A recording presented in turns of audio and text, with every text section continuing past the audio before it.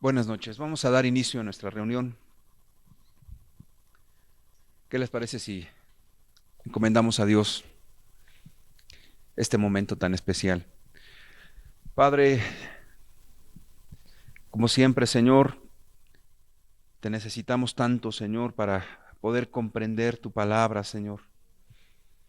Dale el sentido exacto a la Escritura, a tus verdades, Señor. Queremos, Señor, oír voz de Dios y no de los hombres, Señor. Te pedimos que seas tú hablándonos con toda claridad, en el nombre precioso de Jesucristo, Señor. Amén. Abramos la Escritura en el libro de Lucas, por favor, capítulo 3. Lucas, capítulo 3, versículo 2 en adelante. Y siendo sumo sacerdote Anás y Caifás, vino palabra de Dios a Juan, hijo de Zacarías, en el desierto. Y él fue por toda la región contigua al Jordán, predicando el bautismo del arrepentimiento para perdón de pecados.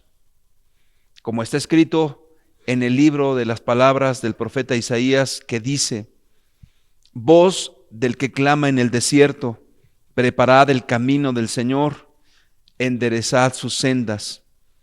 Todo valle se rellenará y se bajará todo monte y collado. Los caminos torcidos serán enderezados y los caminos ásperos allanados, y verá toda carne la salvación de Dios. Me voy a detener y posteriormente voy a seguir leyendo. Viene Juan Bautista predicando el arrepentimiento para perdón de pecados. En la reunión del jueves pasado hablamos de que es necesario arrepentirse para acercarse a Dios. Entendemos que arrepentimiento es el cambio de pensamiento y el cambio de camino. Si no hay esto, no hay arrepentimiento. Leímos un pasaje muy interesante donde nos ejemplifica correctamente lo que Dios quiere de nosotros. Vamos al libro de Efesios, por favor. Efesios capítulo 4, y ahorita regresamos a Lucas. Efesios capítulo 4, versículo 28. Efesios 4, 28 nos dice con toda claridad lo que implica el arrepentimiento. El que hurtaba, no hurte más, sino trabaje haciendo con sus manos lo que es bueno, para que tenga que compartir con el que padece necesidad. Este pasaje de Efesios nos dice con toda claridad y con toda sencillez que el arrepentimiento es eso, un cambio radical de camino. El que hurtaba, ¿qué dice la Escritura? No hurte más. Es decir, ahí viene ya el cambio, tanto en su forma de pensar y también en sus acciones. Pero no solamente dice ya no hurtes más, sino trabaja con tus manos, y no solamente te pide que hagas eso, sino que ayudes a los necesitados. Eso es un arrepentimiento real. Si no hay eso, las personas tienden a engañarse, lo cual, la verdad, no se lo recomiendo, porque una persona que se engaña diciendo que se acerca a Dios y dice: Señor, yo en verdad quiero caminar contigo, y de repente dice: Señor, pues si yo miento ahora, pues voy a mentir menos. Eso no es arrepentimiento. Señor, si yo robo, ahora voy a robar menos. De ninguna manera. Eso ni siquiera se acerca a lo que la Escritura habla de arrepentimiento.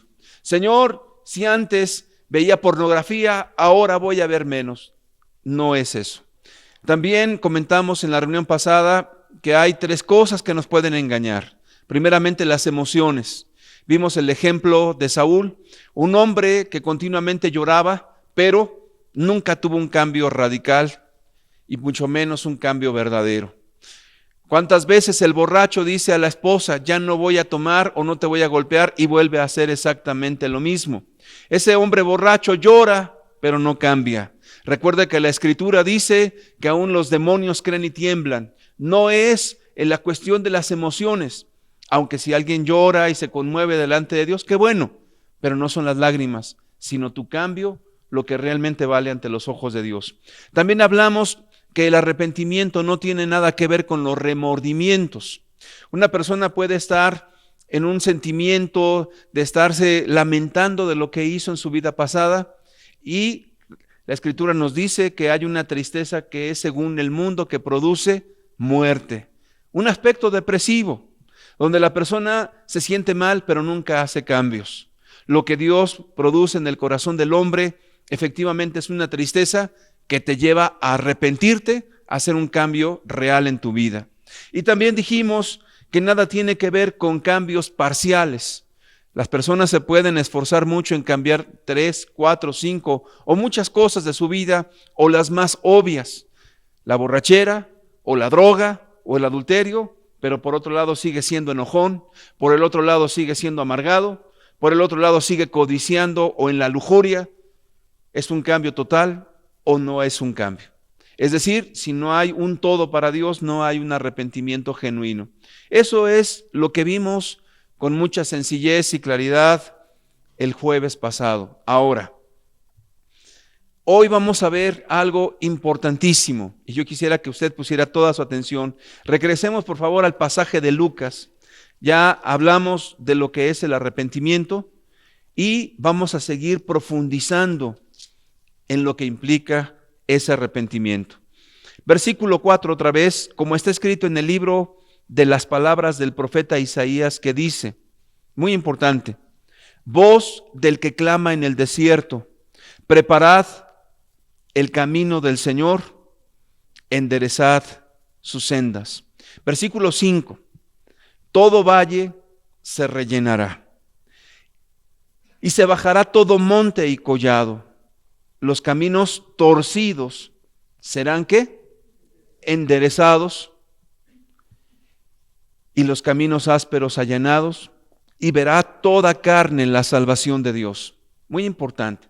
¿Cree usted que Dios esté preocupando por los valles, por los montes, por las veredas que hay? ¿O a qué se estará refiriendo ese pasaje? Se está refiriendo a nosotros mismos.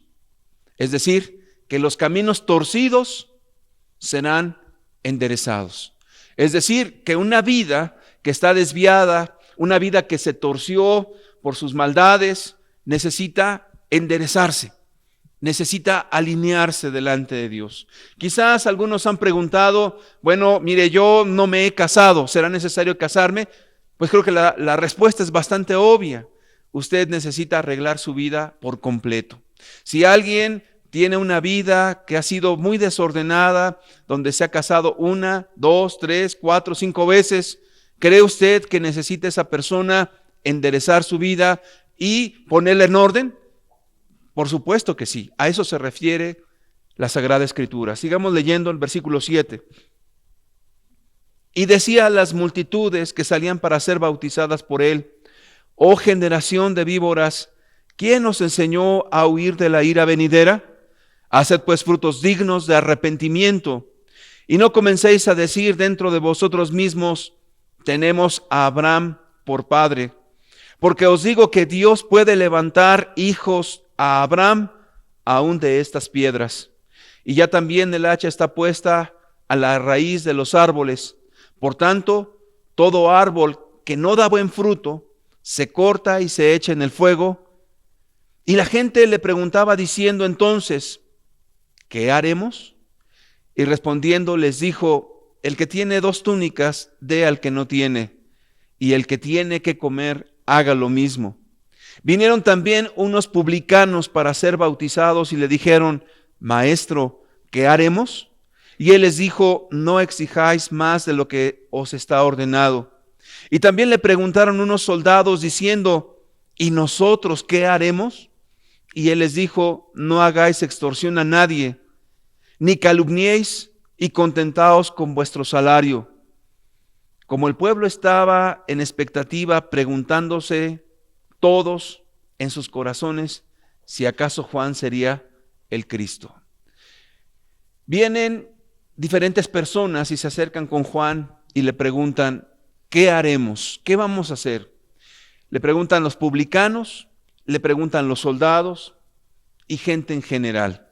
Es decir, que cada persona, cada ser humano tiene una vida que arreglar. El cómo, ya lo vimos primeramente, toda la lista de pecados, usted tiene que hacer una lista. Ahora, no son las emociones, esa lista te va a llevar a entender todos los pecados que ha habido en tu vida. ¿Desde cuándo? Desde que tienes conciencia de bueno y malo. ¿Hasta dónde? Hasta la fecha. Ahora, ¿cuánto tiempo me va a llevar eso? Dirá alguien. No importa el tiempo que te lleve. ¿Por qué? Porque si tú quieres en verdad arreglar las cosas delante de Dios, es algo que debe de hacerse con mucha profundidad. Si no lo haces de esa manera, entonces tu vida la medio arreglarás. Y entonces estaremos tan ciegos como muchas religiones que solamente cambian 3 cosas de su vida o a lo mejor ninguna. Dios quiere que tengamos esa profundidad. Bien, acompáñame ahora por favor al libro de Isaías. Isaías capítulo 1, versículo 17. Aprended a hacer el bien, buscad el juicio, restituid al agraviado, haced justicia al huérfano, amparad a la viuda. Este pasaje nos habla de algo muy importante: restituir al agraviado.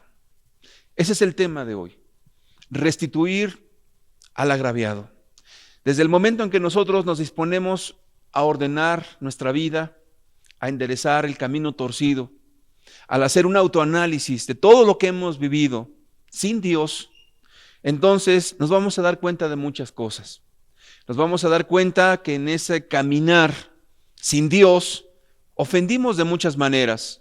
O bien, ya sea porque robamos, o bien, ya sea porque lastimamos a una persona, o bien porque hurtamos algo y la gente no se dio cuenta. Entonces, la pregunta sería, ¿qué vamos a hacer? En ese autoanálisis, usted tendrá todo ese tiempo para la reflexión, para meditar. Pero ¿qué es restituir? Vamos a ir a los conceptos más sencillos. Usted puede tomar un diccionario cualquiera y la palabra restituir significa devolver una cosa a alguien o a su legítimo propietario. Esa es la palabra restituir. También significa restablecer una cosa a su estado original. Partiendo de esa idea tan sencilla, a veces cuando nosotros ofendimos a alguien, la relación que llevábamos, o bien con el tío o con el amigo, porque nos peleamos, nos disgustamos, le falta el respeto, o nos pegamos, entonces yo ya no le hablo, ya no llevo la misma relación que antes. Restituir, ¿qué significa? Luchar para que mi relación vuelva a ser igual como la teníamos antes de que nos ofendiéramos. Entonces la restitución es algo profundo, no es algo tan sencillo, no es un perdóname y ya, no es pues, ¿sabes qué? Pues nos ofendimos y cada quien su vida, se acabó. No, la restitución que Dios busca es una restitución, devolver las cosas que nosotros tomamos de otras personas y también buscar restituir la relación que teníamos antes de haber ofendido de una o de otra manera. Ahora, de lo que yo le estoy hablando no es algo que a mí se me antoja decir, no es un asunto donde me estoy imaginando o quiero yo sacar algo que ni siquiera existe. De hecho, es un fundamento, es algo muy importante en la Biblia. Abramos la Escritura, por favor, en el libro de Éxodo, capítulo 2, para entender que en la Escritura nos habla de la restitución por todos lados y que sin ello no hay un arrepentimiento genuino. Éxodo, capítulo 2, por favor. Si no trae Biblia, va a aparecer en la pantalla. Éxodo, capítulo 2 nos dice, versículo 1.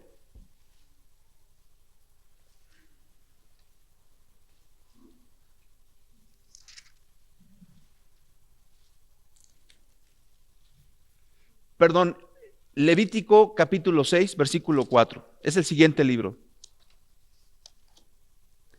Levítico capítulo 6, versículo 4. y 5. Entonces, habiendo pecado y ofendido, restituirá aquello que robó, o el daño de la calumnia, o el depósito que se le encomendó, o lo perdido que halló, o todo aquello sobre que hubiere jurado falsamente, lo restituirá por entero a aquel a quien pertenece, y añadirá a ello la quinta parte en el día de su expiación. Es decir, que en la ley de Dios, en sus mandamientos y ordenanzas, la restitución era parte del arrepentimiento. Iban implícitos. Es decir, la persona se acercaba a Dios. Entonces el sacerdote le decía, ¿te quieres acercar a Dios? Bien. ¿Cuál es tu falta? Y entonces la persona decía, fíjate que pues a mí me prestaron un animal, una bestia, y resulta que me la robaron. Y entonces el sacerdote analizaba el asunto y decía, tú tienes que reponer, resarcir el precio del animal a su legítimo dueño. Entonces, si la persona accedía a la restitución, quiere decir que efectivamente estaba en la condición de arrepentimiento. Imagínate que esa persona llegara y dijera, bueno, mira, ¿sabes qué? Sí, se me perdió el animal, pero no tengo voluntad de regresarle nada. Te pregunto yo, ¿la persona está arrepentida? ¿La persona realmente quiere arreglar las cosas con Dios? Yo creo que el sacerdote le diría, tú estás completamente engañado. ¿Cómo quieres acercarte a Dios? ¿Cómo quieres pedirle a Dios perdón por una falta si no estás dispuesto a restituir lo que le pertenece a su dueño?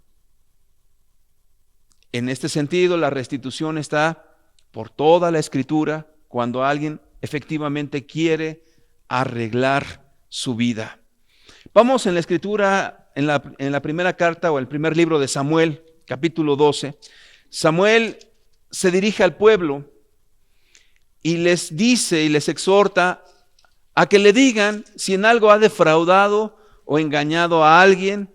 Y vemos a una persona justa ante Dios, una persona recta, el profeta Samuel. Primera de Samuel capítulo 12, versículo 3 en adelante. Fíjese lo que dice. Samuel está delante de todo el pueblo. Aquí estoy, está hablando el profeta Samuel. Atestiguad contra mí delante de Jehová y delante de su ungido. Si he tomado el buey de alguno, si he tomado el asno de alguno, si he calumniado a alguien, si he agraviado a alguno, o si de alguien he tomado cohecho para cegar mis ojos con él, ¿qué dice ahí? Restituiré. Él estaba diciendo, he vivido rectamente delante de todos ustedes. ¿A quién le debo? ¿A quién defraudé? ¿Quién me ha dado dinero para juzgar falsamente a alguien? Vamos a ver qué le dicen. Entonces dijeron, nunca nos has calumniado, ni agraviado, ni has tomado algo de mano de ningún hombre. Y él les dijo, Jehová es testigo contra vosotros, y su ungido también es testigo en este día, que no habéis hallado cosa alguna en mi mano. Y ellos respondieron, así es. Es decir, él pudo pararse delante del pueblo y decirles, ¿en qué les debo? ¿En qué les he ofendido? Efectivamente, ellos dijeron, en nada. Y el profeta Samuel dijo, si yo les debo algo, se los voy a restituir. Bien, esa es una vida íntegra ante Dios. ¿Crees que se pueda vivir en esta vida de esa manera? Dios nos llama a vivir así. De tal manera que le puedas decir a la gente que te rodea, no te he robado un centavo, no te debo nada, no te he ofendido con mi boca, no te he calumniado, no te he hecho agravio alguno, no te he ofendido. Eso es lo que Dios espera. Ahora llegamos a Dios no en esa condición, sino todo lo contrario. Venimos delante de Dios con una vida torcida, con muchas cosas que están ocultas en nuestra vida pasada y que al estar analizando con prontitud nos damos cuenta de que hay muchas faltas y tenemos a mucha gente que efectivamente sí le debemos, a muchas personas a quien sí ofendimos o a alguien con quien no nos tratamos por diferentes problemas que hemos tenido, discusiones, etcétera. Y sabes, alguien puede decir, me quedo así, no voy a arreglar mi vida para nada. ¿Sabes? Dios dice algo como lo siguiente. Vamos, por favor, a la escritura en el libro de Isaías, en el capítulo 42. Isaías capítulo 42, ¿qué dice Dios al respecto? Voy a dar lectura al versículo 22. Mas este es pueblo saqueado y pisoteado, y todos ellos atrapados en cavernas y escondrijos, en cárceles. Son puestos para despojo y no hay quien libre, despojados y no hay quien diga, ¿qué? Restituid. ¿Quién de vosotros oirá esto? ¿Quién atenderá y escuchará respecto al porvenir? ¿Quién dio a Jacob en botín y entregó a Israel a saqueadores? ¿No fue Jehová contra quien pecamos?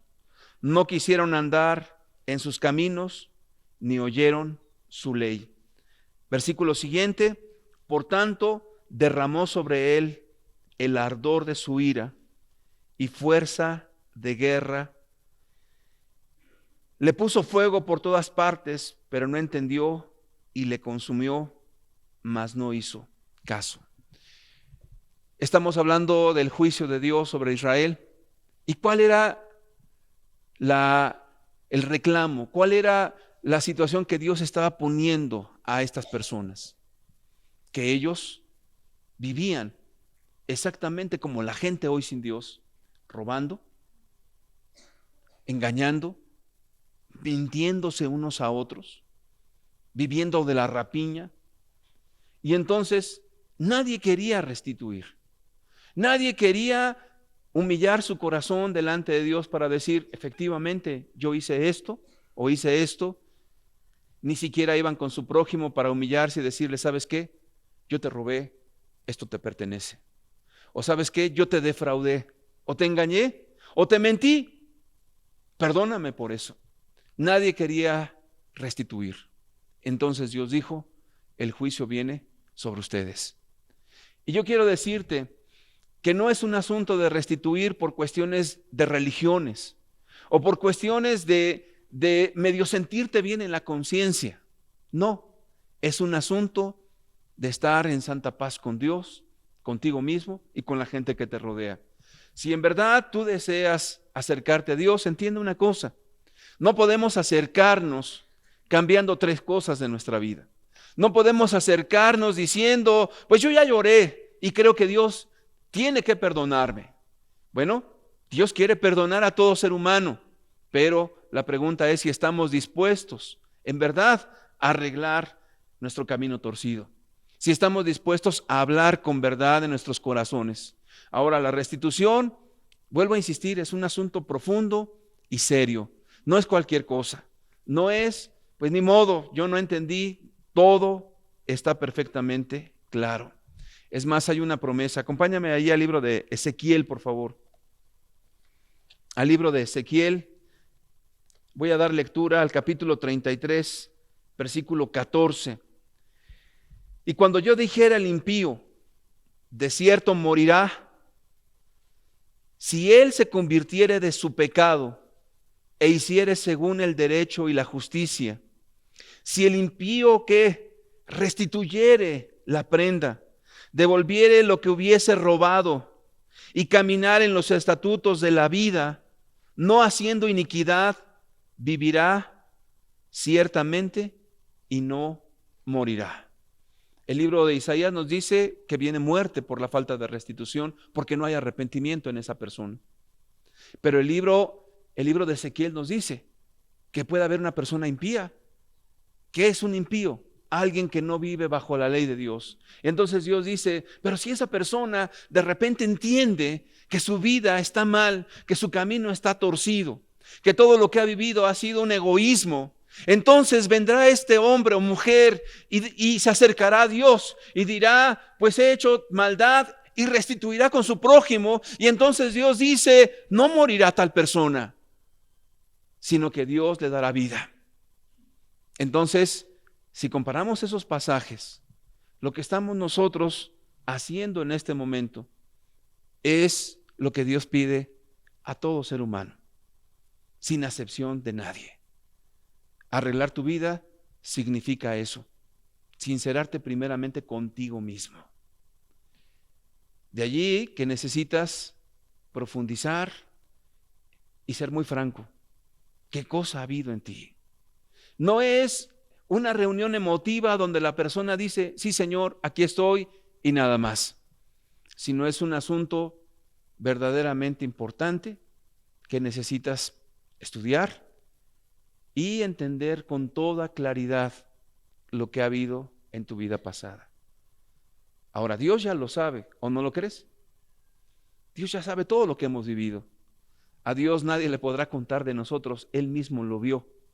El asunto de la restitución y el arrepentimiento no es solamente porque tú quieres agradar a Dios, sino un asunto donde eres honesto contigo mismo. Ahora, esa lista es solamente para ti. El cómo lo vas a restituir, creo que es un asunto importantísimo. Pero aquí viene algo que a mí, con toda sinceridad, me preocupa muchísimo. Que esta es la parte que a ninguna persona le gusta. ¿Te imaginas a alguien que violó a un niño, por ejemplo? La restitución no podrá ser cualquier cosa. ¿Te imaginas a alguien que se dedicó al narcotráfico? ¿Has pensado en aquellas personas que han cometido delitos en su vida? ¿Has pensado en la cuestión de los adulterios? Por eso la restitución es algo que todos omiten porque no quieren hacerse responsables de sus actos. Qué sencillo es el arrepentimiento. Qué sencilla es la palabra de Dios. Pero cuando te confronta de manera personal, te comienza a mostrar todo lo que hay en tu vida, lo más vil, lo más asqueroso, todo lo que está oculto, todo lo que está guardado. Y lo comienza a sacar Dios como una radiografía perfecta, donde no puedes evadirte. Aquí es donde las personas sienten como una espada que cuando va penetrando en sus vidas, en sus almas, entonces van sintiendo dolor, también van sintiendo angustia, en algunos casos miedo. ¿Qué? ¿Que yo saque mi robo, mi adulterio, lo que me hicieron cuando era niño, las cosas vergonzosas, las tengo que sacar? Y para colmo, tengo que ir con mi prójimo, a quien dañé, y restituirle. La respuesta es sí. La respuesta es sí.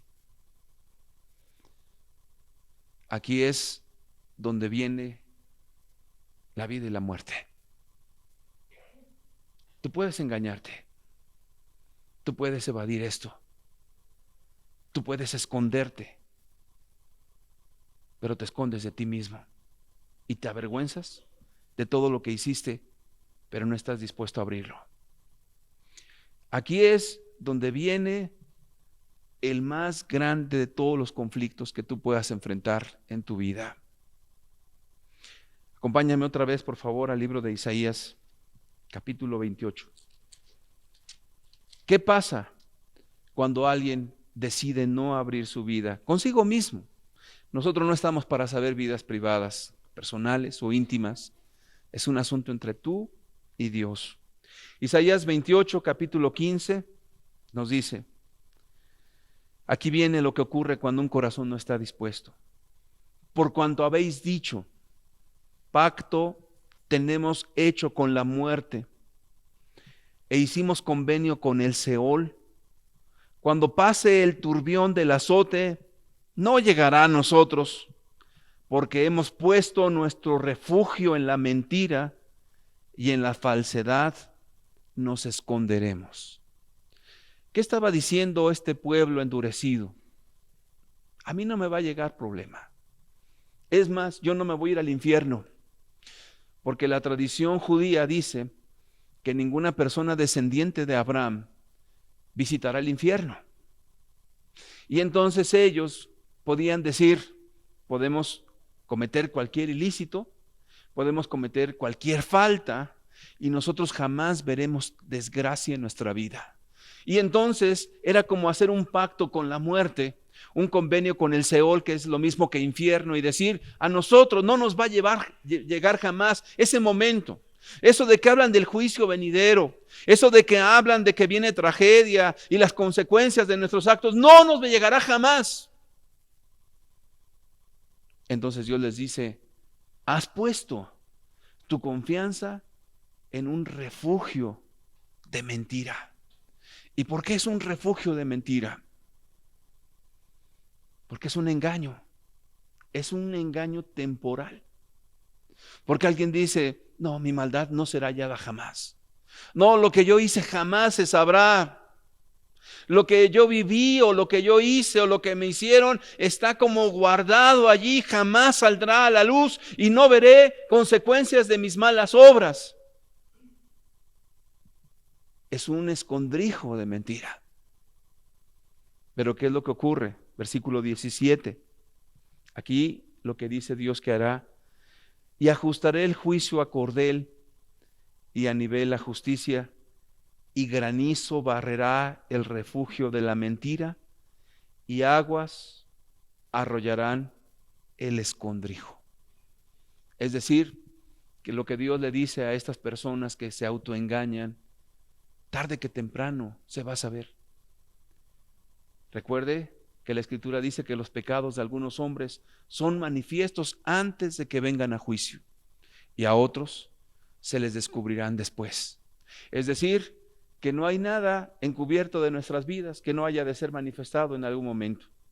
Créeme que delante de Dios daremos cuentas de lo bueno y de lo malo.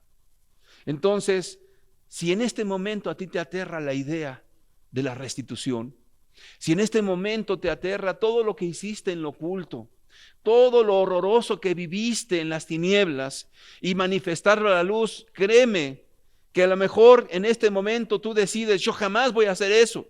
Yo no estoy dispuesto a abrir mi vida, mi corazón delante de Dios. Yo no estoy dispuesto a hablar lo que hice, jamás lo haré y no estoy dispuesto a hacerlo. Y de repente comienzas a decir, pues yo voy a cambiar algunas cosas, pero no estoy dispuesto a abrir todo lo que ha habido en mí. Entonces vas a poner un refugio de mentira. No vas a abrir tu vida. Es un acto de tu voluntad. ¿Decides o no? Qué curioso es que cuando Juan Bautista predicaba, las prostitutas salían confesando sus pecados y los confesaban de manera pública. ¿Quién les dijo? Nadie. Sabían que era la única oportunidad que tenían delante de Dios de arreglar sus vidas. Tú estás en una encrucijada en este momento. Tú puedes evitar esta palabra. Tú puedes escabullirte. Quizás hasta puedas fingir que cambias algunas cosas. Pero delante de Dios no se puede. La restitución es pecado a pecado. Acompáñame, por favor, en Colosenses capítulo 2, versículo 14. Colosenses 2:14 nos dice, anulando el acta de los decretos que nos era contraria. Hasta ahí voy a leer. Anulando el acta de los decretos que nos era contraria. Hasta ahí vamos a leer. Recuerde que en el día del juicio Dios abrirá los libros. Este pasaje te dice que cada uno de ustedes, y yo también, tenemos un acta levantada delante de Dios. Pecado por pecado. En el libro de las obras ya has escrito todo lo que tú has vivido. Es decir, que aunque tú evadas en este tiempo esta responsabilidad, delante de Dios no podrás. Ya está el acta. Ahora bien, necesitas arreglar tu vida para que el camino torcido se enderece. ¿Cómo puedes hacer eso? Bien, como es un acta y es pecado por pecado, tienes que estar escudriñando tu vida área por área de manera concienzuda. Los pecados sexuales,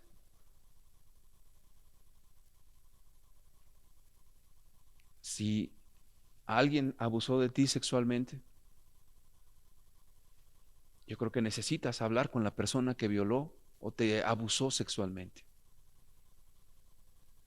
Una persona que me decía, ¿y por qué lo tengo que hacer? Eso ya se me olvidó, pasó hace como 20 años. Y recuerdo y prefiero mejor evitar a la persona.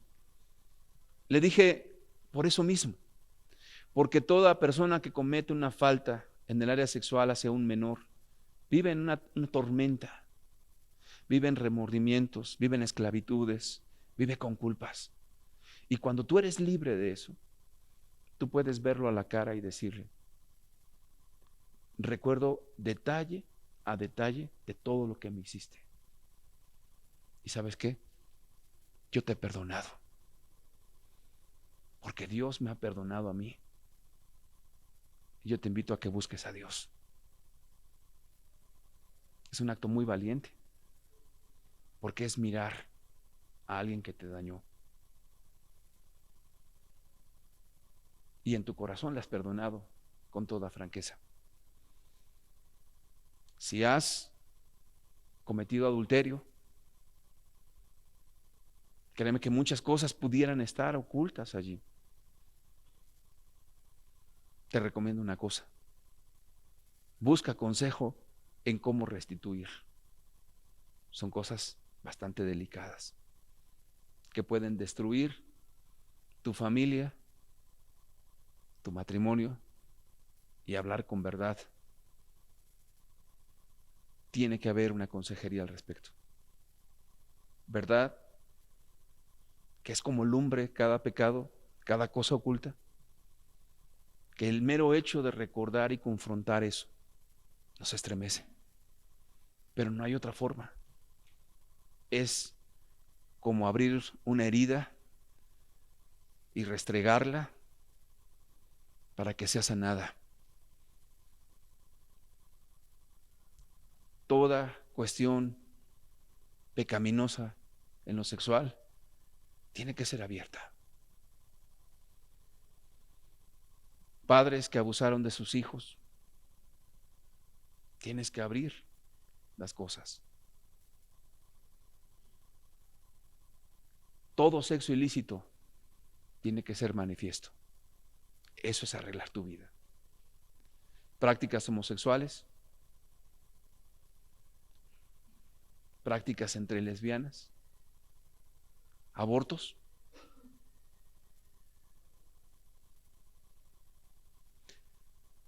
Cuán importante es decirle a Dios, esto es mi vida. ¿Cómo puedo restituir con las personas? ¿Cómo puedo arreglar mi camino torcido?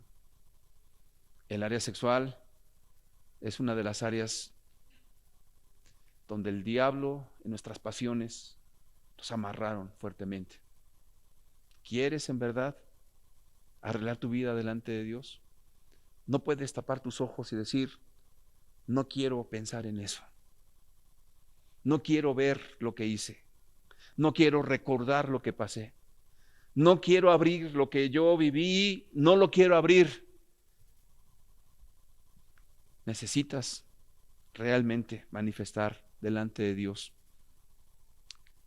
cosa por cosa, todo lo que ha ocurrido en tu vida desde que tienes conciencia hasta la fecha.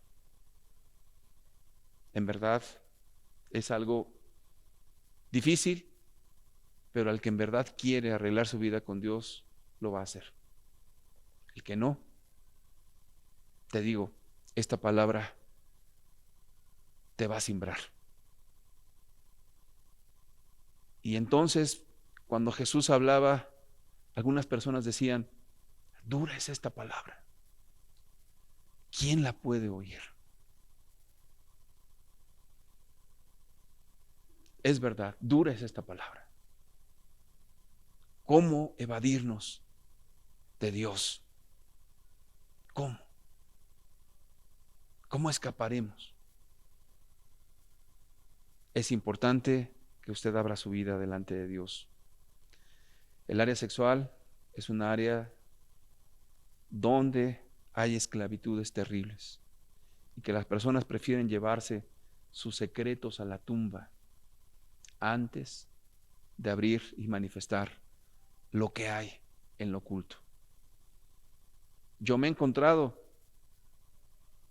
que de repente en una familia uno de los hijos es de otra persona y el esposo no lo sabe.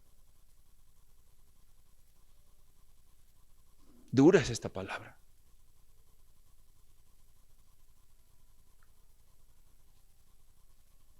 Sacar cosas que estaban guardadas de manera tal realmente es algo que conmueve hasta las entrañas, pero que aquel que en verdad o aquella que quiera arreglar su vida ante Dios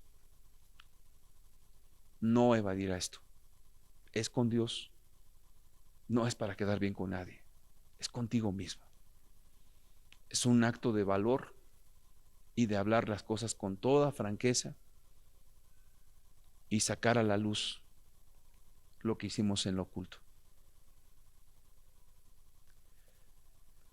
El área sexual es un área fuerte. Otra área, ¿qué le parece las deudas? Todos tenemos deudas, dirá alguien por ahí. No me estoy refiriendo a las deudas de lo que estás pagando de tu casa o de tu automóvil. Me estoy refiriendo a aquellas que no pagaste. Aquellas donde pediste un préstamo y jamás lo regresaste.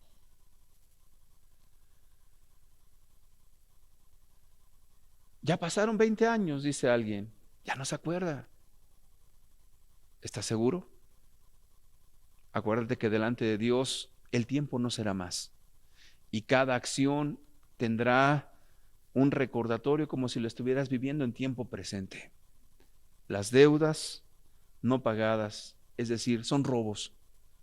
Le debes a alguien y ya pasaron muchos años y no se acuerda ya. ¿Qué te parece los fraudes?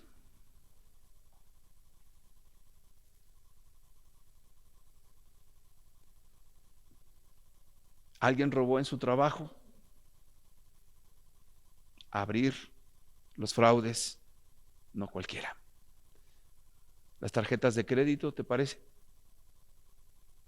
Aquellas tarjetas que ya se vencieron y que en algún tiempo te cobraron y ahora ya no te han cobrado. Eso también es una deuda y se llama robo.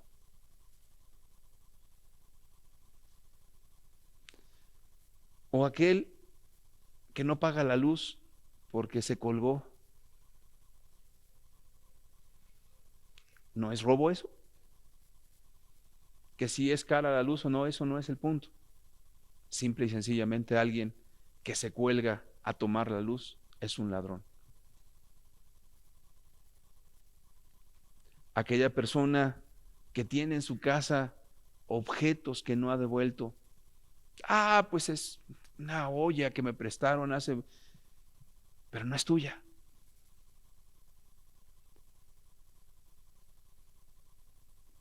No te pertenece. No te costó. No es producto de tu trabajo. Cuando tú haces ese autoanálisis de todo lo que tienes que no te pertenece, la herramienta que tomaste cuando trabajabas en aquella empresa, no te pertenece. Y eso va a atestiguar contra ti en el día en que Dios te llama a cuentas. Yo estoy tan seguro y tan cierto que te vienen los recuerdos de todas aquellas cosas que tienes que no son tuyas, en cuestiones económicas, en especie, delante de Dios. Todo eso será manifiesto. Relaciones afectadas. Por ejemplo, cuando te distanciaste de alguien porque te peleaste, le faltaste al respeto a alguien o te faltaron al respeto y te distanciaste. Recuerda que la restitución es volver otra vez a como se estaba antes. Ahora, si la persona no quiere, ya será problema de la persona, no tuyo. Dice la Escritura que en lo que esté de vosotros, estad en paz con todos los hombres. Cualquier relación donde tú hayas dañado verbalmente a alguien, le hayas ofendido de palabra o le hayas levantado la mano, son cosas que tienes que hablarlas. Si te peleaste con alguien, tendrás que pararte delante de aquella persona a quien dañaste y darle la cara y decirle, ¿sabes qué? Perdóname, yo estaba muy mal cuando te pegué o te levanté la voz o te ofendí de alguna manera. Si tú estás buscando a Dios, no puedes tener una vida donde yo no le hablo a fulano, donde yo le debo a tal persona y me escondo. No puedes. Porque el profeta Samuel se paró y dijo, yo no le debo a nadie. Ni un centavo he tomado de ninguna persona, no tengo ninguna bestia, ningún buey, ni asno de nadie. A nadie he calumniado con mi boca. Y todos dijeron, tienes razón, Samuel, a nadie nos has afectado. Y dijo, y si lo he hecho, díganmelo y yo lo restituiré. Entonces, la restitución es algo que no puedes evitar. Y es un asunto de responsabilidad ante Dios. ¿Quién puede saber tu vida? Nadie más que Dios.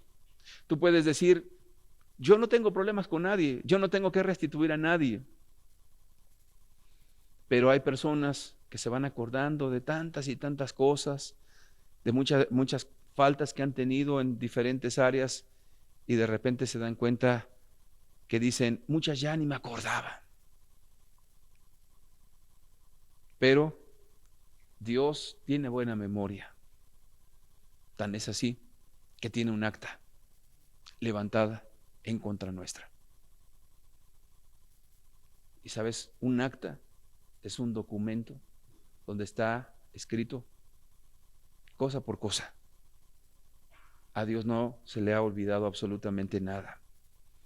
Si eres una persona que participó de chismes, ¿hablaste mal de alguien? Estás afectando la imagen de otra persona. No, pero era verdad lo que yo dije. Fíjate que cuando una persona tiene a Cristo en su corazón, aún la verdad sabe cómo manejarla. Porque si alguien, por ejemplo, ve haciendo algo indebido a alguien, tendrá la debida precaución de decírselo en su cara para que se arrepienta y deje de hacer lo que está haciendo, porque le quiere hacer el bien. Porque esa misma verdad la puedes publicar en un periódico, lo cual no le da derecho a nadie.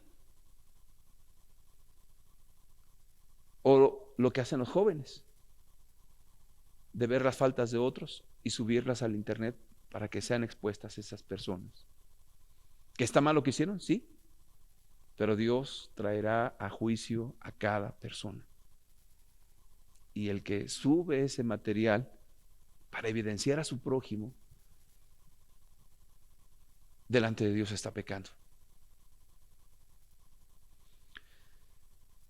De tal manera que cada uno de los presentes a Dios dará cuenta también de los chismes, de las mentiras, de las amarguras. Alguien por ahí dice, bueno, es que yo nada más no me contengo en las malas palabras. En los enojos no me contengo. ¿Y los enojos van al aire? ¿Y las palabras hirientes van al aire? Yo creo que no. Entonces dices, como alguien dijo, no, si yo me pongo a ver todo eso, no voy a terminar nunca de restituir. ¿Sabes qué? A Dios no le importan los tiempos. Cuando Él nos juzgue, no lleva prisa, porque ya no habrá tiempo. Comenzó la eternidad. ¿Qué son 70 años para Dios? Nada. ¿Qué son 90 años para Dios? Nada. Tendrá todo el tiempo para analizar contigo cosa por cosa. Ahora, ¿realmente quieres acercarte a Dios? La restitución es un acto de plena honestidad contigo mismo, con Dios y con tu prójimo.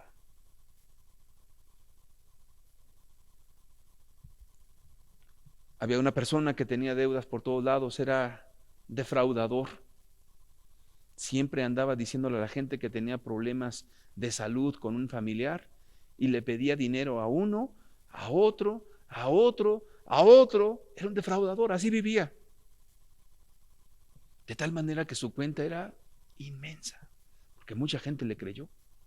Y entonces preguntaba, oye, todo lo que defraudé, todo lo que me robé, lo tengo que regresar. Sí. Oye, pero eso me va a llevar quizás 10 años para pagarlo. Pues aunque te lleven 20, si en verdad deseas acercarte a Dios. Dios no lleva prisa. ¿Quieres arreglar tu vida? Hay un solo camino. Hay un solo camino. Volvamos al libro de Lucas para leer el pasaje otra vez.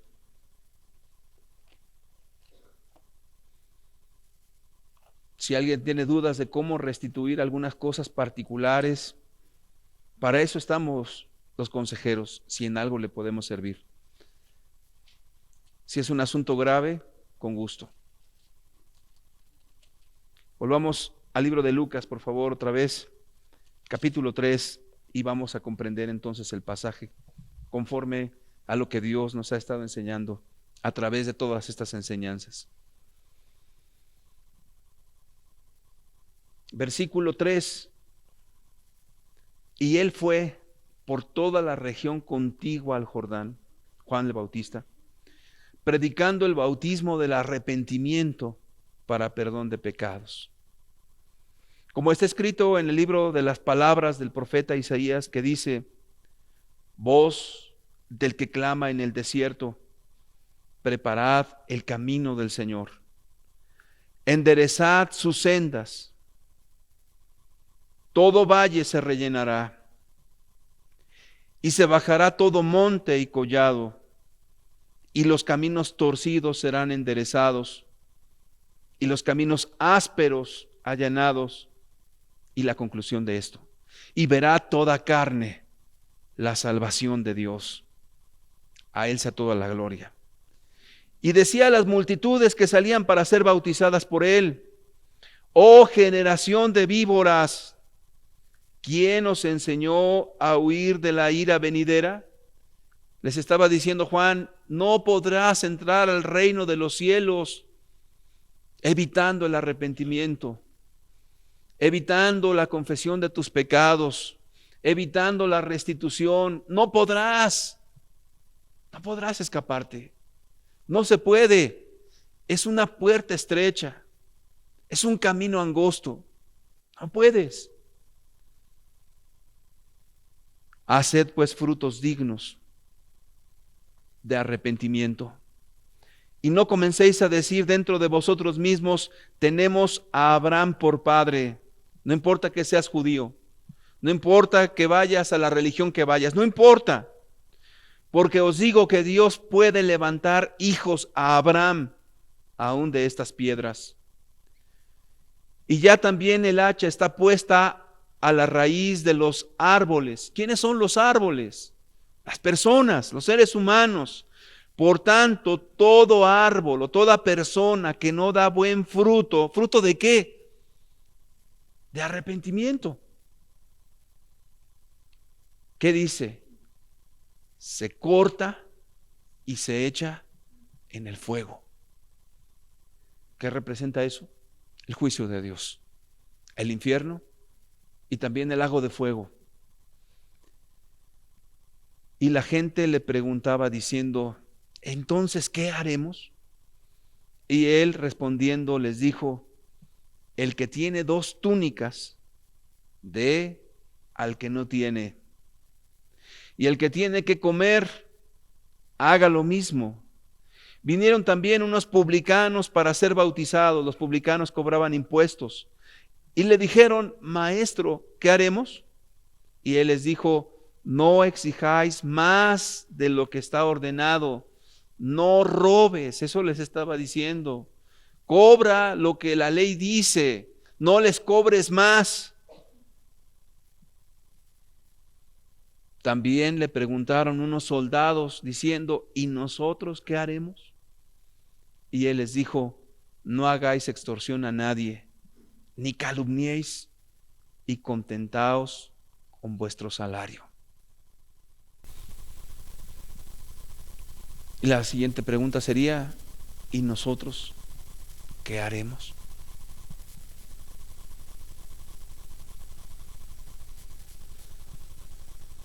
Yo quiero pedirte que cierres tus ojos, por favor.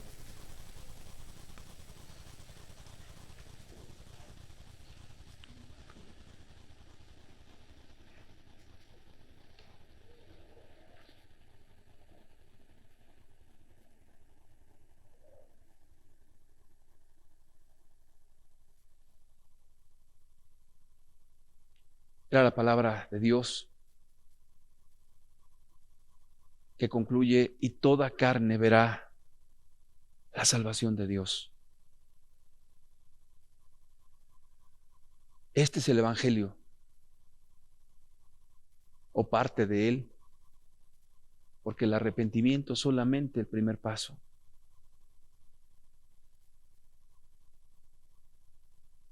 ¿Quién podrá o quién querrá acercarse a Dios con tanta franqueza?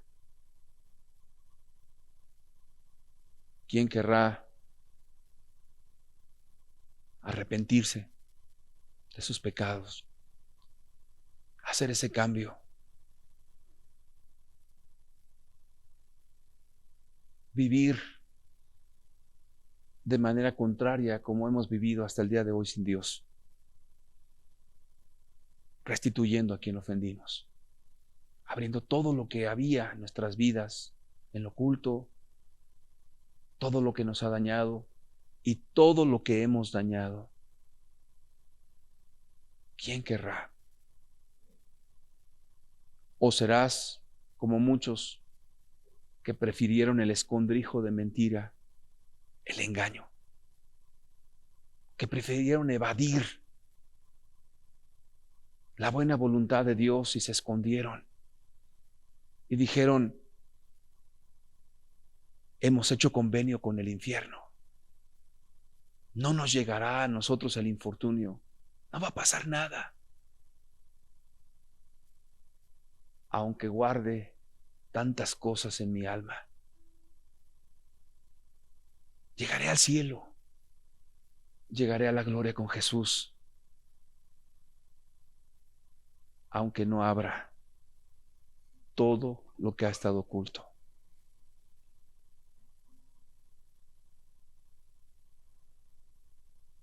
Jesús mismo dice, barreré ese escondrijo de mentira. Y te darás cuenta que en vano fue que ocultaras tu vida, porque Dios lo sabe todo, porque hay un acta levantada con tu nombre, donde Dios ha registrado todas tus acciones.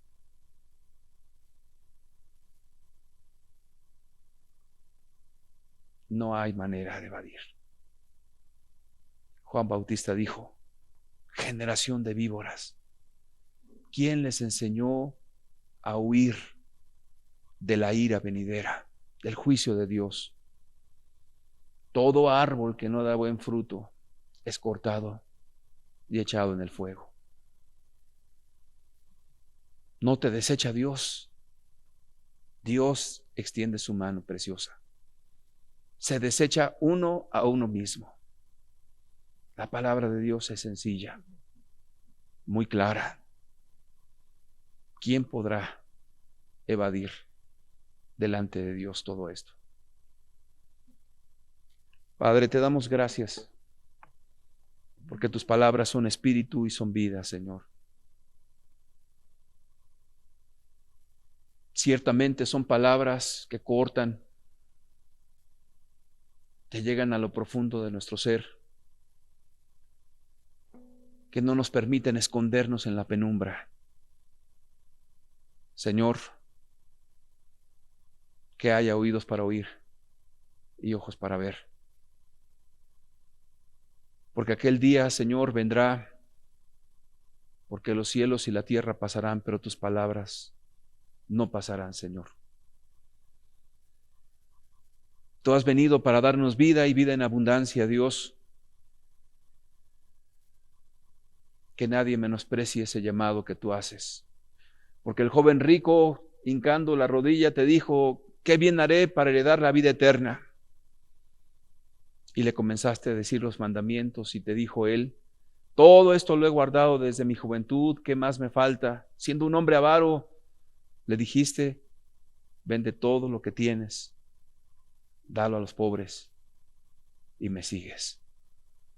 Y ese hombre se fue, Señor, porque tenía muchas posesiones. ¿Cuántos se irán? Tú lo sabes, Dios. ¿Quién te buscará con sinceridad? También tú lo sabes.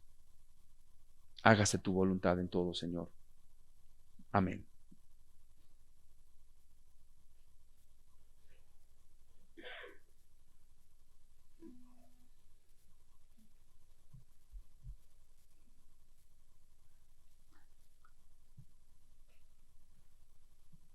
Les recomiendo que haga su lista para usted mismo. Le esperamos el próximo jueves. Creo que es muy importante. Dios les bendiga.